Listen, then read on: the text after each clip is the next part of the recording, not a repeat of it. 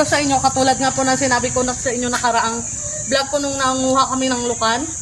I-reveal ko na sa inyo yung tinutuluyan namin dito sa Zambales kung gaano siya kalaki mga kabaraba. So, ito po ay na bahay bakasyonan ng aking mga mahal na auntie, uncle at lula. At syempre kami na rin po mga kabaraba, pag luluwas po kami galing Palawan, dito po kami tumutuloy sa malaking bahay na ito. So mga kabaraba, for today's video, samahan nyo ako, i-house tour ko kayo ng kakaunti at sa abot ng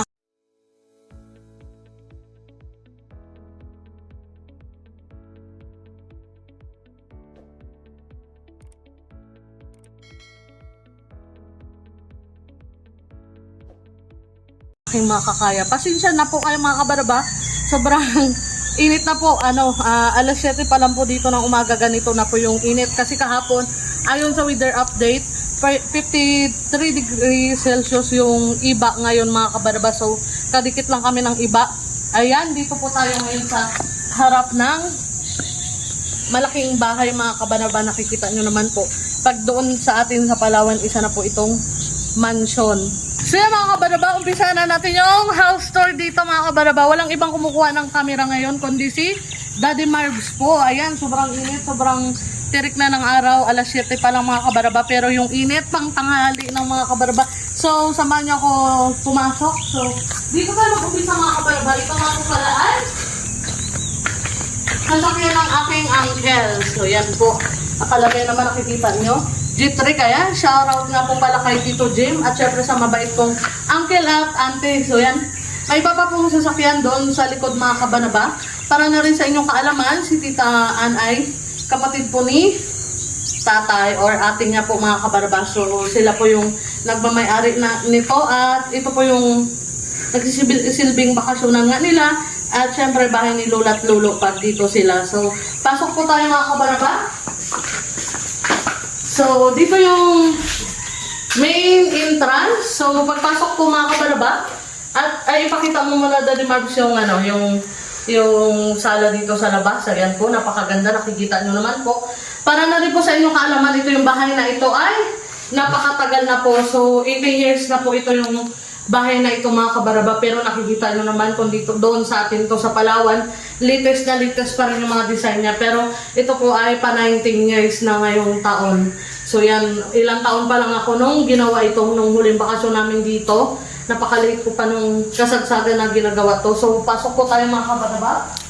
Pagdating naman po dito sa pinaka-entrance, nakikita naman po may mga sofa. So yung sofa na ito para sa inyong kaalaman na rin, sobrang tagal na rin po. So nakikita nyo naman yung TV, parang kasing laki na ng sinihan. Ayan, ipakita mo muna Daddy Marbs yung mga chandelier na naglalakihan. So, proceed po tayo dito mga kabaraba. Dito po sa area na ito yung picture po nila. Ito po yung tita ko and tito. Ito po yung mga anak niya. Si Kuya Ace at si Kuya Jebel. So, dalawa lang po yung anak niya mga kabaraba. So, dito po sa side na ito, makikita nyo po, ito po yung pinaka-office nila mga kabaraba pag dito sila sa Pilipinas. And mamaya pupunta rin po tayo dito. Paglusot po doon, kusina at syempre dito kami sa part na ito natutulog ni Daddy Marbs. So mag-iiko-iko talaga mga kabaraba dahil sobrang laki po ng bahay na ito or mansion na matatawag mga kabaraba. At isa pa, ang nakatira po dito ngayon, nag-iisa lang din po si Kuya Makmak. So siya po yung nag-maintain dito ngayon ng ubod na laki ng bahay na ito. So, kahit sa ang sulok mga kabaraba, diba? Ang social, may mga pa-aircon po sila kasi nga, hindi pwedeng walang aircon dito mga kabaraba. Gawa ng sobrang laki. So, hindi ko na po papatagalin mga kabaraba. Aakyat na po tayo sa taas. So, nakikita nyo naman po yung hagdan. Ay, napakaganda. So, mga kabaraba, nauna na si Daddy Marbs. Ayan po, aakyat na kami sa taas. Parang pag doon to sa atin, parang yung hitap na siya, paikot po yung hagdan. At syempre, sa side na ito, paakyat ka pa lang, makikita mo na yung ganda ng view dito sa baba. So yan po. Yan. Nakita mo Daddy Marbs yung view sa baba. Nakikita ba? So yan. Tuloy tayo sa pag-akyat. At dito na po tayo sa second floor nila. Syempre, may sala rin po dito, o di ba? Hindi lang po naayos, gawa nga po ng, ayun, bira ito mauwian ng marami. Kaya, isa lang po dito ngayon si Kuya Mac. At, hiningiala ko mga kabaraba gawa ng sobrang nakakahingal yung hagdan. So, proceed na po tayo doon sa sa labas. Nakikita nyo naman po, di ba, bongga. Proceed po tayo dito sa sala sa taas. So, dito nyo po makikita yung ganda ng view sa baba. So, napakainit na lang po. Ayan, pakita mo muna pala, Daddy Marbs, yung sa baba, kung gano'n siya kataas. So, ganyan po kataas mga kabanabaw. So, yan po mga kabanabaw. Dito na po tayo, proceed na po tayo dito. Para na rin sa inyong kaalaman, itong sa mga taas, lahat po ng room dito ay may sala or terrace sa labas. So, let's go mga kabanabaw. Yan. So, paikot po niyan, sala.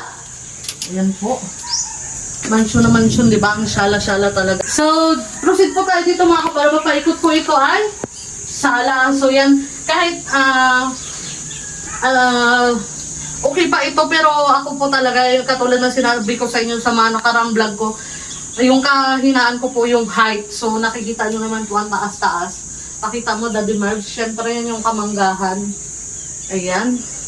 Dito po sa part na ito ay kwarto rin. Ito yung kwarto nila, titaan, pag dito sila sa Pinas. So, ikutin natin mga kabanaba. Hanggang dito po yan yung sala. So, yan po. Nakikita nyo naman. At syempre, wala kayo ibang makikita dito kundi yung mga kamanggahan, mga kabanaba. Syempre, hindi na natin papasukin yung ibang kwarto para na rin sa privacy po ng nila tita ng may-ari nito mga kabanaba. So, papasukin lang natin yung tinutulugan ngayon ni Kuya Makmak. At syempre yung CR dito sa taas na isa. At yung mga kwarto po dito na iba, may mga kanya-kanyang CR po. So, yan. Proceed na po tayo doon. Ano na nga po mga kabanaba, proceed tayo dito sa CR. Dili ko na po sasamahan si Daddy Marbs. At Daddy Marbs, pasilip mo kasi sa kanila yung CR dito sa gitna. So, katulad na lang sinabi ko sa inyo, kanina, privacy na lang po yung dalawang kwarto dito. So, yan po. Pasukin mo, Daddy Marbs. Ayan. Nakikita nyo naman, napakasyala po dahil may pa-carpet ka papuntang CR. Pailawin mo dyan sa gilid yung ilaw.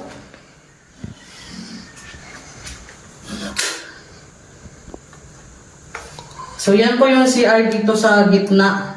Sa taas pa, ipakita mo, hindi naman nila nakita. Yan.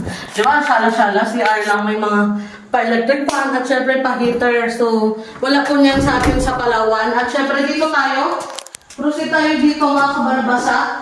Kwarto dito sa gilid. So, yung kwarto po pala dito sa taas ay 3 piraso. Pero, pagdating doon sa atin sa Palawan, parang isang buong bahay na mga kabaraba. So, yan. Katulad na nasabi ko sa inyo kanina, lahat ng kwarto dito ay may sala or terrace sa pagdating sa labas. So, pasukin po natin ito. So, let's go. Pasok po tayo mga kabaraba. Ayan po. So, ang makikita nyo po dito, pagbukas dito, yung dirty kitchen sa labas. So, yan. Tingnan po natin. Ayan po. Siyempre doon si Kuya Makmak sa baba. Ipakita mo sa kanila, Daddy Marbs, yung dirty kitchen. So, yan. Yan po yung dirty kitchen. At siyempre, yun din po yung lumang bahay nila tatay. Yun, kung nakikita nyo. At siyempre dito sa mga paligid niya yung kasoy. Yung basketball court po, nandoon sa kabilang side. So, pag labas mo dito sa sala, dito sa kwarto na ito, kaya po dito may sariling basketball court. So, yan po. Then, proceed na tayo sa baba mga kabanaba para makita nyo rin yung kusina. So, sa kabilang part po na yon kwarto at syempre doon din po yung pinaka-terrace niya mga kabanaba. So yan po mga kabalaba, tara baba po tayo para doon makita nyo rin yung kusina at yung mga iba ko pang ipapakita. Nakikita nyo naman po yung hagdan, paikot sa mga kabalaba. Siyempre dahan-dahan tayo, baka tayo ay mahulog. So yan, sana ma-enjoy nyo po yung house tour ko dito sa malaking bahay sa Zambales kung saan po pag umuwi po kami, dito po kami tumutuloy mga kabaraba. So, yan, let's go. Proceed na tayo dito. Mga kabaraba, proceed na tayo dito sa kusina. So, ito po yung kusina mga kabaraba. Siyempre, dito rin yung lutuan. At mga dispenser. At dito po yung lababo mga kabaraba. Siyempre, may aircon din dito sa kusinang ito. At siyempre, may malaki ding fan. So, ipakita mo dati March. Tapos, ito po yung ref. Napalitan na yung malaking ref dito yung parang 3 doors po yun mga kabaraba. Siguro nasira na. At ito na rin po yung laundry area. So, pagpasok niyo po ng kusina dito, dito na rin po kadikit yung laundry area. So, yan po. Napakalaki, diba? So, pag dito pag doon to sa amin sa Palawan, ay, ano na siya, kwarto na. Kwarto na may kasama siya. So, ayun, katulad din nga ng sabi ko sa inyo, limited lang po yung papasukin nating kwarto dito mga kabaraba. At ito yung kusina. Siyempre, pag enter nyo dito sa pakanan kayo pag galing labas. So, dito nyo po matatagpuan yung dalawang kwarto na magkadikit. So, ito pong kabilang kwarto. Kwarto po yan nila, lula, nung dito sila mga kabaraba. At syempre, itong isa, dito po kami natutulog ni Daddy Marbs. Pagpasensya nyo ng mga kabaraba yung mga kalat kasi kami po ay naglilipit na syempre uwi pa rin kami ng Isabela doon kila Daddy Marbs. Pero, bago ko po ipakita yan, proceed po tayo dito sa CR dito. So yan, ito po yung CR dito mga kabaraba.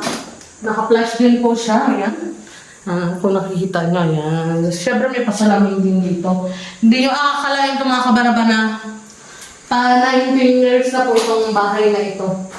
Kasi lahat ay okay pa po siya. So proceed na po tayo sa kwarto mga kabaraba. Dito po sa aming tinutulugan. So yan po mga kabaraba. Ito yung tinutulugan namin ni Daddy Marbs. May dalawang kama. Dito po sa kabilang kama ay yung aming mga maleta. So yan mga kabaraba.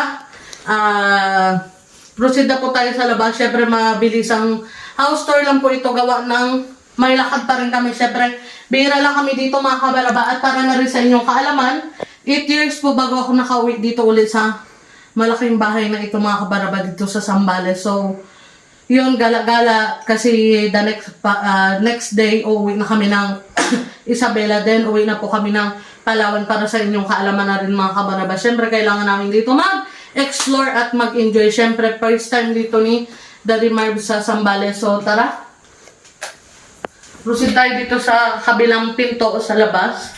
So yan. So ayun mga kabaraba, dito na po tayo sa labas. Dito po yung entrance ng papuntang kusina. At syempre, yung pinto po nito ng bahay na ito pag kayo ay papasok. 3 po, doon 2 sa pinaka-main entrance at syempre dito sa kusina isa. So yan, ipiplex ko na rin po sa inyo yung kubo dito sa labas. May kubo rin po dito sa mga tanggapan ng mga bisita. At syempre yung dirty kitchen sa inyo, dirty kitchen po dito. Kasing laki na po ng bahay natin sa Palawan. So yan, ipakita mo Daddy Marbs yung kubo. So ito po mga kabaraba yung kubo dito. Yan po. At syempre, dito po yung dirty kitchen. So, punta natin ito po.